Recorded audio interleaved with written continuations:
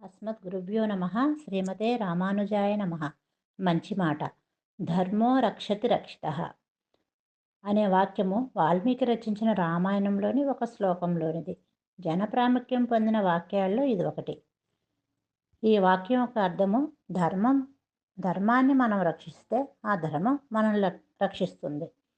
చంపబడిన ధర్మము ఆ ధర్మాన్ని చంపిన వాడిని చంపుతుంది. రక్షింపబడిన ధర్మము ఆ ధర్మాన్ని రక్షించే వారిని కాపాడుతుంది. అందరూ అంటుంటారు ధర్మమే గెలుస్తుంది అని. అది తప్పు. ధర్మం దానంతటా అదే గెలవటం కాదు, మనం కలిసి గెలిపించాలి. అర్థం కాలేదా? అయితే చరిత్ర చూద్దాం రండి. త్రేతాయుగంలో రాముడి భార్యను రావణాసురుడు ఎత్తుకెళ్ళాడు. సరేలే, ధర్మమే గెలుస్తుంది కదా అని తన సీత తిరిగి వస్తుంది అని రాముడు చేతులు కట్టుకొని గుమ్మ వైపు చూస్తూ కూర్చోలేదు. రావణాసురుడి మీద ధర్మయుద్ధం ప్రకటించాడు.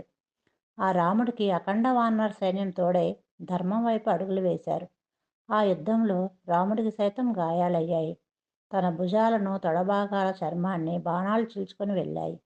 నరాలు తెగి రక్తం చిందున్నా సరే తట్టుకుని నిలబడ్డాడు, పోరాడాడు, యుద్ధంలో గెలిచాడు. ధర్మం గెలిచింది. ద్వాపర యుగంలో కురుక్షేత్ర యుద్ధంలో కృష్ణుడు తన దేవుడు కదా అని ఒక సామాన్య మానవుడిలా యుద్ధాన్ని చూడలేదు, ధర్మం చూసుకున్నాడు. పాండవుల పక్షాన నిల్చున్నాడు. అర్జునునికి రథసారథి అయ్యాడు. గుర్రాన్ని గుగ్గిళ్ళు పెట్టాడు, దాని పేడ ఎత్తేశాడు, స్నానాలు చేయించాడు.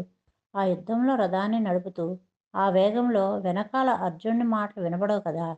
కనుక అర్జునుడు తన కాలుతో కృష్ణుని కటిభాగంలో ఎటువైపు తగిలిస్తే రథాన్ని అటువైపు తిప్పాలని ముందుగానే అనుకున్నారు. అలా కాళ్ళతో కూడా దండించుకున్నాడు. అవన్నీ ధర్మం కోసమే చేశాడు, ధర్మాన్ని గెలిపించడం కోసమే చేశాడు. అలా కురుక్షేత్ర యుద్ధం ముగిసింది, ధర్మం గెలిచింది. కలియుగం ఇప్పుడు కూడా మనం ప్రతిరోజు సమస్యలతో పోరాడుతూనే ఉన్నాం. ప్రతి ఒక్కరి మదిలో మంచికి చెడుకి యుద్ధం జరుగుతూనే ఉంది. నువ్వు నమ్మితే అది నిజం మాత్రమే అవుతుంది. ఆచరిస్తే ధర్మం అవుతుంది. అది భవిష్యత్ తరాలకు మార్గదర్శకం అవుతుంది. అదే నువ్వు, నా, నీ, తన, మన భేదాలు పక్కన పెట్టి న్యాయం ఆలోచిస్తేనే ధర్మం అర్థమవుతుంది. అలా ఆలోచించి పోరాడిన రోజే ధర్మం గెలుస్తుంది. తెగించి అలా ధర్మం వైపుకు నిలబడిన రోజు నీ వెనకాల ప్రపంచమే నడుస్తుంది.